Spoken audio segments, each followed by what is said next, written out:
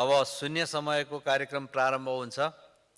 शून्य समयमा बोल्न चाहनुहुने मान्य सदस्यहरूको लागि 1 मिनेटको समय निर्धारण गरिएको छ। सर्वप्रथम मान्य सदस्य डोल प्रसाद अर्याल। सम्माननीय सभामुख महोदय, विदेशमा नेपालीहरूले पसिना बगाएर पठाएको रेमिट्यान्सले हाम्रो अर्थतन्त्रलाई टेको दिएको विदितै छ। तर उनीहरूको पीडा भने हामीले बुझ्न सकेका छैनौँ। दैनिक जसो मेरो सचिवालयमा अल्पत्र परेको ठगिएको समस्या राख्दा दूतावास र वैदेशिक रोजगार विभागले व्यवस्था गरेको गुनासा आउने गरेका छन्। हालै युएई र मलेसियाका सेक्युरिटी कम्पनीमा कार्यरत श्रमिकहरूले सम्झौता अनुसार पारिश्रमिक, बिदा र औषधि उपचार नपाएको गुनासो हामीमाझ गर्नुभएको छ। यता मेन पावरले मोटो रकम असुल्ने र भने जस्तो काम नदिएको गुनासो गर्दा श्रमिकलाई धम्क्याउने, थर्काउने गरेको उनीहरू बताउँछन्। त्यसैले नेपाली श्रमिकहरूको अवस्था बुझेर सम्झौता अनुसारकै सेवा सुविधा दिलाउन र श्रमिकलाई दुःख दिने मेन पावरलाई कारबाहीको दायरामा ल्याउन म सभामुखज्यू मार्फत श्रम मन्त्रालयको ध्यान आकर्षण गराउन चाहन्छु। साथै सभामुख महोदय, कञ्चनपुरको लालझाडी 3 का झन्डै 1.5 लाख जनसङ्ख्या दोदा नदीमा आउने बाढीको उच्च जोखिममा छन्। बर्खायाम नजिकैकाले जति सक्दो चाँडो सो नदीमा तटबन्ध गर्न म सरकारको ध्यान आकर्षण। माननीय सदस्य तारा लामा तामाङ। सम्माननीय सभामुख महोदय, लागु औषध प्रयोगले युवा पुस्ता कुलतमा फँसेको छ, समाजमा अपराध बढेका छन्। यसै सन्दर्भमा काठमाडौँमा उपत्यका प्रहरी कार्यालयले यही फागुन 27 गतेदेखि लागु औषध विरुद्धको महाअभियान सुरु गरेकोमा धन्यवाद र सफलताको शुभकामना। साथै भारतसँग सीमा जोडिएको जिल्लाहरूमा पनि सबै क्षेत्रमा सक्रिय सहभागितामा अभियान चलाउनु पर्ने देखिन्छ। सीमासँग जोडिएको मेरो गृह जिल्ला कञ्चनपुरमा पनि लागु औषध मुख्य चुनौती बनेको छ। चालु आवको 8 महिनामा मात्र 49 मुद्दा चलेको, 157 जना पक्रा परेको, 22 किलो चरेस, 276 ग्राम ब्राउन सुगर बरामद भएका छन्।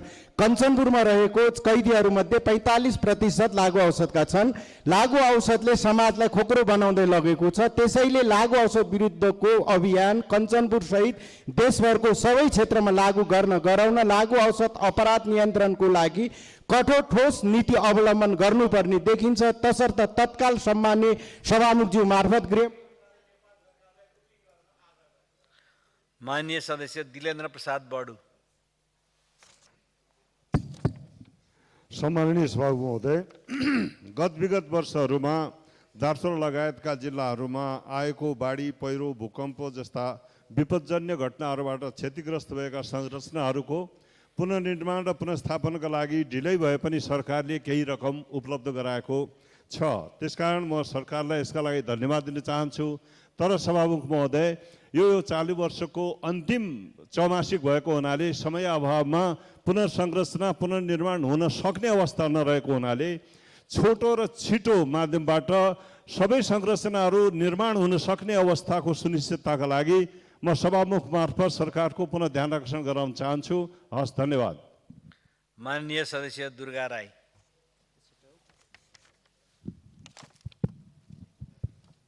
सम्माननीय सभामुख महोदय, पूर्व विशिष्टहरूलाई आजीवन दिने सेवा सुविधाका बारेमा सरकारले विधेयक तयार गर्दैछ भन्ने कुरा के हो? त्यसो नगर्न सभामुख महोदय मार्फत सरकारको ध्यान आकर्षण गराउन चाहन्छु। सभामुख महोदय, केही दिनदेखि राजावादी र विभिन्न प्रतिगामी शक्तिहरू सल्बलाउन थालेको देखिन्छ। अरूको बुई नचढाउँ, आफ्नै खुट्टामा उभिएको नै उत्तम हुन्छ भन्ने कुराको मनन गरौँ। सभामुख महोदय, हिजो सत्ता पक्षका माननीयजीले यौन व्यवसायलाई कानुन बनाई मान्यता दिएर पर्यटकलाई आकर्षण गरी अर्थोपार्जन गरौँ भन्ने कुरा दोस्रो पटक यस सम्मानित संसदमा उठाउनु आपत्तिजनक विषय हो। यस्तो चिन्तनको घोर विरोध गर्दछु। यस्ता विचारले अनुशासित र मर्यादित रूपमा रहेको समाजलाई अराजकतिर पुर्याउँछ। त्यसैले यो भनाइलाई रेकर्डबाट हटाउन सभामुख महोदयको रुलिङको माग गर्दछु। साथै सभामुख महोदय, सम्बन्धित माननीयजीलाई प्रश्न गर्न चाहन्छु, त्यस्तो कार्य गर्न आफ्नो परिवारबाट अघि सार्नलाई आँट गर्नुहुन्छ भन्ने प्रश्न गर्न चाहन्छु। धन्यवाद।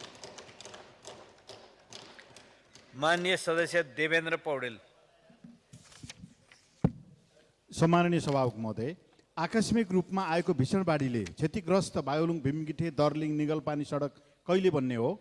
मध्यपाडी लोकमार्गको बागलुङ अथेतेदेखि घोडा बाँध्ने सडक सालजनी ढोरपाटन अन्तर्गत देवीस्थानदेखि बुर्तिवाङ ढोरपाटनसम्मको सडक, काँटेखोला धनसिंह चोकदेखि अमरभूमि अर्गल तारा शहीद मार्ग सडक, बुर्तिवाङ बुङ्गादोबान हुँदै सोले सडक र हरिचौर पाण्डुखानी रमुवा सडक कहिले बन्ने छ माननीय सभामुख महोदय? त्यसै गरी बुर्तिवाङको सेवा केन्द्रमा नागरिकता दिने कर्मचारी र अस्पतालमा उपचार दिने डाक्टरको सहज उपलब्धता कहिलेदेखि हुने छ माननीय सभामुख महोदयज्यू? सम्बन्धित निकायको ध्यानाकर्षण गराउन चाहन्छु। धन्यवाद। माननीय सदस्य धवल शमशेर जङ्गबहादुर राणा। धन्यवाद सभामुख महोदय। हिजो यो सदनमा राज संस्थालाई लिएर निकै टिका टिप्पणी भयो। पुरानो प्राचीन इतिहासलाई कोट्याएर कुराहरू निकालियो। हामी यहाँ यो नबिर्सम। यहाँ भएका अधिकांश पार्टीका इतिहास जनताको रगतले नुहाएर आएको हामी नबिर्सम यो कुरा। सभामुख महोदय, देशमा परिवर्तनको हावा चलिसकेको छ। देश पूर्ण रूपले असफल भइसकेको हामी सबैले महसुस गरेको छौँ। अब यो परिवर्तनको हावालाई हामी सबैले बुझेर आधी हुरीमा परिणत हुने भन्दा पहिले यो सदनलाई मेरो विनम्र अनुरोध पटक पटक मैले गरिरहेको छु। देशमा जनताले चाहेको सनातन धर्म सापेक्ष हिन्दू अधिराज्य र यो संहिता र यो गणतन्त्र असफल गणतन्त्र र संहितालाई पाखा लगाउनु बाहेक अर्को उपाय छैन। यो काम समयमा नि गरौँ सभामुख महोदय। समय निस्किसके भने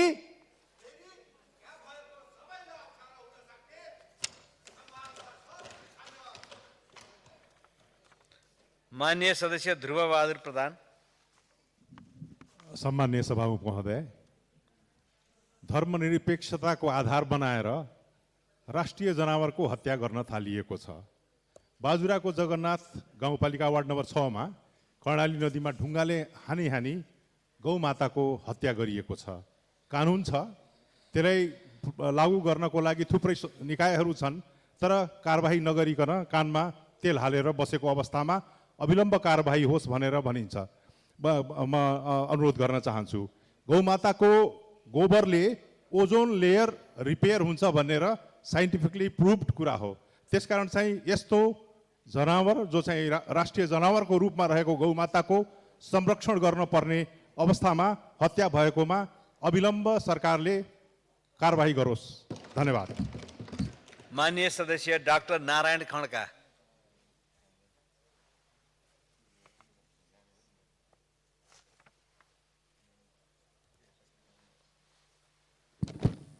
सम्मानीय सभामुख महोदय मार्फत सम्मानीय प्रधानमन्त्रीज्यूलाई गत भाद्र 6 गतेको प्रधानमन्त्री सांसद प्रश्नोत्तर कार्यक्रममा प्रधानमन्त्रीज्यूले यस सम्मानित सदनमा व्यक्त गर्नुभएका प्रतिबद्धता स्मरण गराउन चाहन्छु। उक्त प्रश्नोत्तर कार्यक्रममा मैले उदयपुरको चौधरी नगरपालिका वार्ड नम्बर 5 सिवाईमा पर्ने तिलजुगा नदीमा निर्माण सम्पन्न भई यातायात सञ्चालन गर्ने अवस्थामा 78 असार 19 मा आएको भीषण बाढीले क्षतिग्रस्त बनाई प्रयोगविहीन बनाएको पुल यथाशीघ्र निर्माण गरिदिन अनुरोध गरेको थिएँ। प्रधानमन्त्रीज्यूले क्षतिग्रस्त उक्त पुल नयाँ डिजाइनबाट यथाशीघ्र निर्माण गरिदिने आश्वासन दिनुभएको थियो। साथै मन्त्री परिषदबाट निर्णय भई पटक पटक बजेट भाषणमा समावेश गरी निर्माण प्रक्रिया सुरु भई 16,000 रुखहरू कटान गरी अलपत्र छोडिएको अल वेदर र सजिलै कम लागतमा अन्तर्राष्ट्रिय विमानस्थल बन्ने सम्भावना भएको सगरमाथा विमानस्थल पनि निर्माण चाँडै सुचारू गर्ने आश्वासन दिनुभएको थियो। प्रधानमन्त्रीज्यूले प्रतिबद्धता व्यक्त गर्नुभएको पनि 7 महिना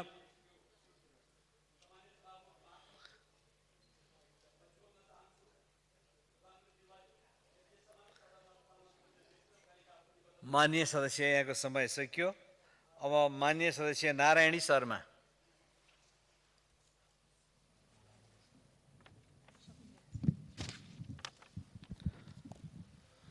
सम्माननीय सभामुखज्यू, यो देशको झन्डै 9 दशक हाम्रो पुरै 2 पुस्ता लोकतन्त्रका लागि लड्यो र लखन थापादेखि विस्तृत शान्ति सम्झौतासम्म पुग्दा हजारौंको बलिदान, बेपत्ता, अपाङ्ग र घाइते भएर हामीले आजको सङ्घीय लोकतान्त्रिक गणतन्त्र प्राप्त गरेका हौँ।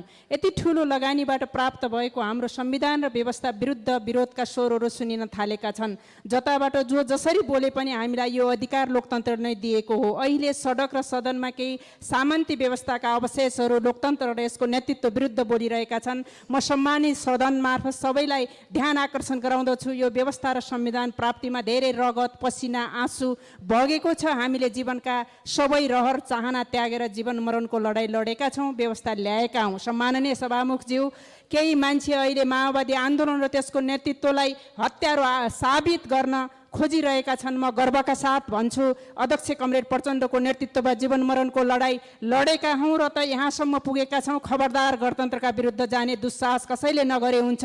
गणतन्त्रका हिजोका मान्य सदस्य निर्मला कोइराला।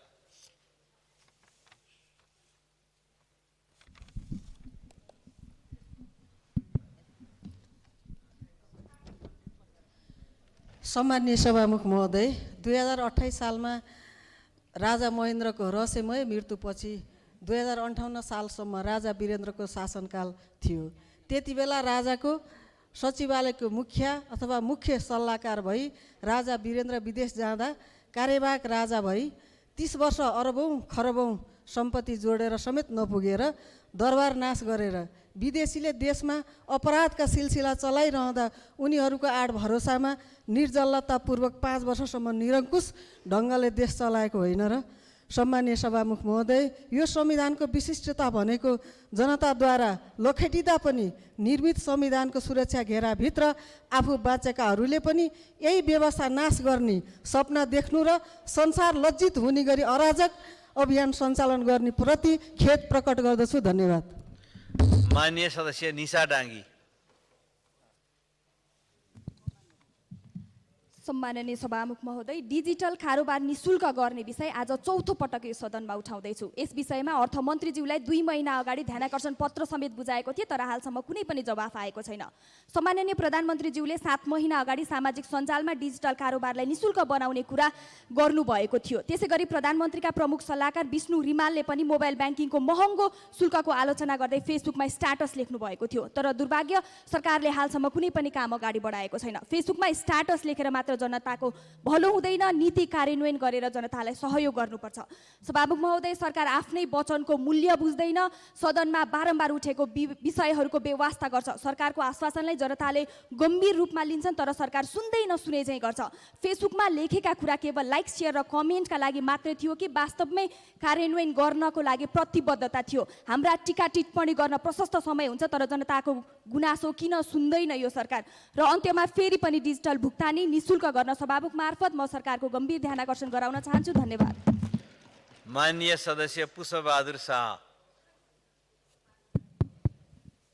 सम्माननीय सभामुख महोदय, अछाम मङ्गलसेन नगरपालिका वार्ड नम्बर 8 का देवरूपा बोहरा र विनिता बोहरा घर पोत्ने माटो खन्न गएका बेला माटोको ढिस्कोमा पुरिएर मृत्यु भएको छ। मृतकहरूप्रति श्रद्धाञ्जली र परिवारजनमा संवेदना व्यक्त गर्दछु। अछाम जिल्लामा जङ्गली जनावरको आक्रमण बढ्दो छ। आक्रमणमा परि 2 जनाको मृत्यु, 10 जना घाइते, 150 जनाको पशुधन क्षति र 300 जनाको कृषि बाली नोक्सानी भएको सरकारी तथ्याङ्क छ। रु 77 लाख क्षति बापतको रकम पीडितहरूले भुक्तानी पाउन सकेका छैनन्। किसानहरू बडो मर्कामा परेका छन्। तसर्थ उक्त रकम अविलम्ब भुक्तानीका लागि सभामुखज्यू मार्फत सरकारको ध्यान आकर्षण गराउन चाहन्छु। धन्यवाद। माननीय सदस्य प्रकाश ज्वाला। सम्माननीय सभामुख महोदय, लोकसेवामा 6 पटकभन्दा बढी परीक्षा दिन निषेध गर्ने गरी कानुनी व्यवस्था गरिँदैछ भने त्यो गलत छ। कुनै नागरिकलाई परीक्षा नै दिन नपाउने गरी सिन्डिकेट गर्नु संविधानको भावना विपरीत छ। यसरी परीक्षाबाट नै वञ्चित गर्नु नेपाली युवाहरूलाई अझ बढी खाडी र मलेसियातिर धकेल्नु हो। सरकारले रोजगारीको विकल्प पनि नदिने, परीक्षामा प्रतिस्पर्धा गर्न पनि रोक्ने, मौलिक अधिकारबाट वञ्चित गर्नु हो। त्यसकारण लोकसेवा लड्ने उमेर भएसम्म परीक्षा दिन पाउनु पर्दछ।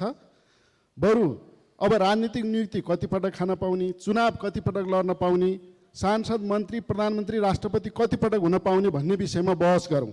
माननीय सभामुख महोदय, मेरो विचारमा राष्ट्रपति उपराष्ट्रपति 1 पटक भए हुन्छ, प्रधानमन्त्री 2 पटकभन्दा बढी नहुने, मन्त्री सांसद बढीमा 3 पटक हुने र गैर सांसद मन्त्री हुने व्यवस्था गरौँ।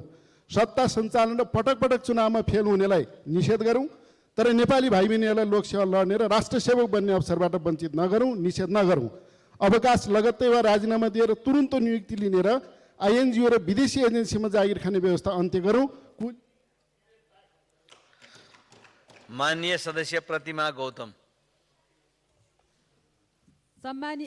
सम्मानीय सभामुख महोदय, 2086 सम्म 70% विद्यार्थीलाई प्राविधिक शिक्षामा भर्ना गराई प्रशिक्षण गराउने 16औं योजनामा लेखेको छ। तर यस क्षेत्रमा काम गरेका नेपाल सरकारको एकमात्र कानुनी संरचना सिटिभिटी र जसलाई व्यवस्थापन गर्ने कानुन 35 वर्ष पुरानो भएकोले प्राविधिक शिक्षा तथा व्यावसायिक तालिम परिषद ऐन 2045 लाई तीनै तहका सरकारवालाहरूको समन्वय सहकार्य कायम हुने गरी कार्यात्मक क्षमता मजबुत बनाउन राज्य संरचना अनुसार सिटिभिटी र सिटिभिटी ए तथा नियमलाई संरचनात्मक रूपान्तरण र यथार्थपर कार्यान्वयन योग्य र उत्पादनमूलक र नतिजामूलक बनाउन वर्तमान राज्य संरचना अनुसार पुनर्संरचना गर्न तथा प्राविधिक शिक्षालयहरू प्रदेश सरकारबाट सञ्चालन हुने गरी प्रतिस्थापन ऐन ल्याउन ढिला भइसकेकोले प्रस्तावित विद्यालय शिक्षा विधेयकसँगै प्राविधिक तथा व्यावसायिक शिक्षा विधेयक तथा राष्ट्रिय योग्यता प्रारूप सम्बन्धी विधेयक यथाशीघ्र यस सम्मानित सदनमा पेश गर्नका लागि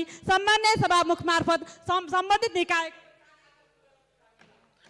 माननीय सदस्य प्रतीक्षा तिवारी। सम्माननीय सभामुख महोदय, विकास पुरुष राजनेता सम्माननीय प्रधानमन्त्री केपी शर्मा ओलीज्यूको सरकारले देशमा विकासको लहर ल्याएको छ, जनतामा आशा पलाएको छ। विकासको लहर देखेर विकास विरोधीहरू आत्तिएका छन्। संविधानमा व्यवस्था नै नभएको राजतन्त्र फर्काउँछौँ भन्दै जनतामा झुट्टा भ्रम फैलाउँदैछन्। जनतालाई झुट्टा भ्रम, दबाब र प्रभावमा नपर्न आग्रह गर्दछु। सभामुख महोदय, किसानहरूको मुख्य बाली मकै चैती धान लगाउने बेला भएको छ। बजारमा मल, खाद, बिउ बिजन सहज रूपमा उपलब्ध छैन। उत्पादन भएको तरकारी, फलफुल लगायत उत्पादित वस्तुले उचित मूल्य पाउन सकेको छैन। तसर्थ किसानका समस्या तत्काल समाधान गर्न नेपाल सरकार कृषि मन्त्रीज्यूलाई गम्भीर ध्यानाकर्षण गराउँछु। धन्यवाद। माननीय सदस्य प्रभु हजारा। सम्माननीय सभामुख महोदय, पर्सा बारा जिल्लामा ठुलो उद्योगहरू रहेको छ। त्यसतर्फका उद्योगीहरूले पटक औद्योगिक क्षेत्र घोषणाको लागि सरकारहरूसँग माग गर्दै आएका छन्। हालसम्म औद्योगिक क्षेत्र घोषणा भएको छैन र औद्योगिक क्षेत्र घोषणा भएपछि उद्योगको विकास र रोजगारी सृजना हुने भएकोले औद्योगिक क्षेत्र घोषणा गर्न म सरकारसँग जोरदार माग गर्छु। त्यसै गरी नेपाल करिब 1700 किलोमिटर खुला सिमाना छ। खुला सिमानामा वैधभन्दा अवैध कारोबार बढिरहेको बिगबिगी छ।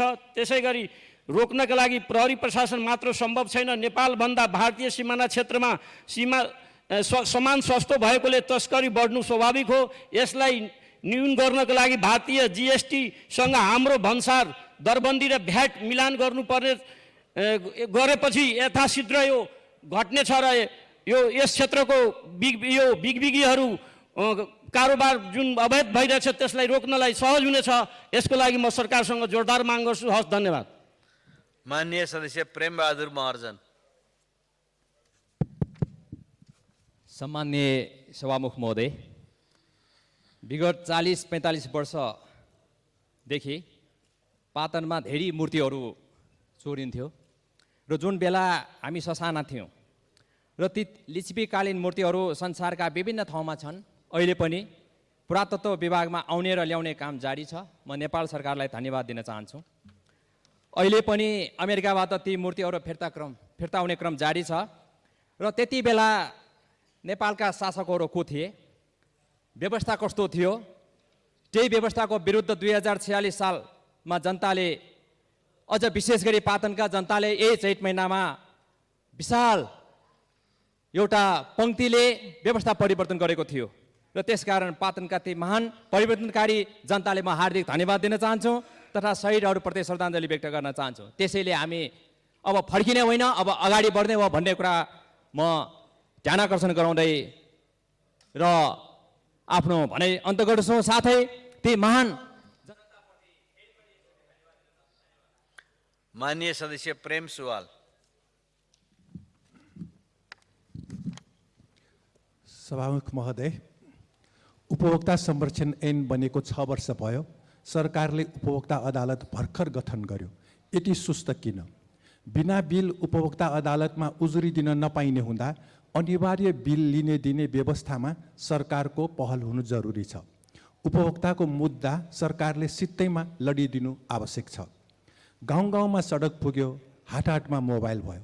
तर सन्तुलित विकास नहुँदा गाउँका बस्ती प्रदेश र सङ्घको राजधानीमा स्थानान्तरण भइरहेको छ। नेपालमा मोबाइल मर्मत हुँदैन, मोबाइल निर्माण कहिले हुने हो? बसाइसराई जिल्लाभित्र मात्र हुन पाउने कानुन बनाएर देशको सन्तुलित विकास गर्न र मोबाइल लगायत आइटी उपकरण नेपालमै निर्माण गर्न सक्ने गरी नयाँ पुस्तालाई शिक्षा प्रदान गर्नु जरुरी छ। जनताका प्रतिनिधि र सरकारका अधिकारीहरू आफ्नो जिल्लामा बसेर देशलाई सन्तुलित विकास गर्नु जरुरी छ। धन्यवाद। माननीय सदस्य वासुदेव घिमिरे। महोदय, मैले सदनमा यो विषय पटक पटक उठाएको छु किनभने हाम्रो समृद्धिको आधार पर्यटन नै हुन सक्छ। भारतमा 1.5 महिना चलेको महाकुम्भको अवधिमा मात्र करिब 10 लाख नेपालीहरूले कम्तीमा 20 अरब खर्चिएको चर्चा छ। भारतले धार्मिक पर्यटन प्रवर्धनका लागि आकर्षक र योजनाबद्ध काम गरेकोले महाकुम्भमा नेपालीहरूको समेत आकर्षण रह्यो। नेपालले पनि भारतीलाई लक्षित गरेर धार्मिक पर्यटन प्रवर्धनमा धेरै काम गर्न सक्ने देखिन्छ। लुम्बिनी, पशुपतिनाथ, मुक्तिनाथ र जनकपुरलाई केन्द्रित गरेर वर्षको कम्तीमा 10 दिन भारतीय यात्रुबाहेक सवारी साधनलाई भन्सार फ्री गर्ने सरल प्रशासनिक विधिबाट आवत जावत र बसाई व्यवस्थापन गर्ने हो भने करिब 1 करोड भारतीय पर्यटकलाई सजिलै नेपालमा बिताउन सकिन्छ। यसरी आउने पर्यटकले प्रति व्यक्ति करिब 10,000 भारू खर्च गर्दा 1 खरब 60 अरब बराबरको आर्थिक क्रियाकलाप हुन्छ। तसर्थ सम्मान्य सभा मार्फत तीर्थाटनको त्राणबद्ध योजना निर्माण गरी पर्यटन प्रवर्धन अभियानमा लाग्न म सरकारको गम्भीर ध्यान आकर्षण गर्न चाहन्छु। धन्यवाद। माननीय सदस्य बिन्दवासिनी कंसाकार। सम्माननीय सभामुख महोदय, नेपालमा खानेपानीको सङ्कट गहिरिँदै जाँदा जार र बोतलको पानीमा भर पर्ने अवस्था आएको छ। तर हालै अनुसन्धानहरूले यी पानीमा माइक्रोप्लास्टिकको अत्याधिक मात्रा रहेको देखिएको छ। विश्व स्वास्थ्य सङ्गठनले यसलाई नयाँ युगको प्रदूषक भनेको छ, जसले विशेष गरी बालबालिका, वृद्ध र रोग प्रतिरोधात्मक क्षमता कमजोर भएकाहरूलाई गम्भीर असर पुर्याउन सक्छ। त्यसैले म सरकारको ध्यान निम्न बुदाहरूमा आकर्षित गर्न चाहन्छु। जार र बोतलको पानीको गुणस्तर परीक्षण अनिवार्य गरियोस्। माइक्रोप्लास्टिकको जोखिमबारे आम नागरिकमा सचेतना अभियान सञ्चालन गरियोस्। सुरक्षित र शुद्ध खानेपानी सुनिश्चित गर्न दीर्घकालीन नीति निर्माण गरियोस्। म यस सम्मानित सदनमा सम्माननीय सभामुखज्यू मार्फत माननीय खानेपानी मन्त्रीजीको ध्यान आकर्षण गराउन चाहन्छु। धन्यवाद। माननीय सदस्य विमला सुवेदी। माननीय सभामुख महोदय, देशभरका सरकारी कार्यालयहरूमा कार्यरत कार्यालय सहयोगी, माली, सवारी चालक लगायतका आधारभूत पदमा कार्यरत अस्थायी करार र ज्यालादार कर्मचारीहरू वर्षौँसम्म पसिना बगाइरहेका छन्। तर ती कर्मचारीहरू घर फर्कँदा रित्तो हात फर्काउनु पर्ने बाध्यता छ। 2070 साल माघ 10 गते सम्मानित सर्वोच्च अदालतले सरकारलाई निर्देशनात्मक आदेश जारी गरे तापनि उक्त आदेश बमोजिमको कार्य हुन सकेको छैन। लामो समयसम्म सेवा गरिरहेका कर्मचारीको लागि एकपटकको लागि स्थायी वा उपदानको व्यवस्था गर्न तथा योगदानमा आधारित सामाजिक सुरक्षाको दायरामा ल्याउन आवश्यक रहेको छ। पूर्व विशिष्ट कर्मचारीको लागि सुविधा प्रदान गर्न कानुन बनाइरहेको वर्तमान सरकारलाई सम्मानित सदनमा दर्ता भई छलफलको क्रममा रहेको निजामती ऐनमा देशभरका कार्यालय सहयोगी, माली, सवारी चालक लगायतको आधारभूत पदमा कार्यरत अस्थायी करार र ज्यालादार कर्मचारीहरूको लागि उचित व्यवस्था गर्न गम्भीर ध्यान आकर्षण गराउन चाहन्छु। धन्यवाद। लाल सलाम। माननीय सदस्य पूर्णबहादुर घरती मगर। महोदय, सम्मान्य सभामुख महोदय, गत आर्थिक वर्षको बजेटमा भौतिक पूर्वाधार मन्त्रालयबाट रुकुम पूर्वको लागि चाहिँ विनियोजित बजेटमा उपेक्षा गरेको कुरा सर्वविदितै छ।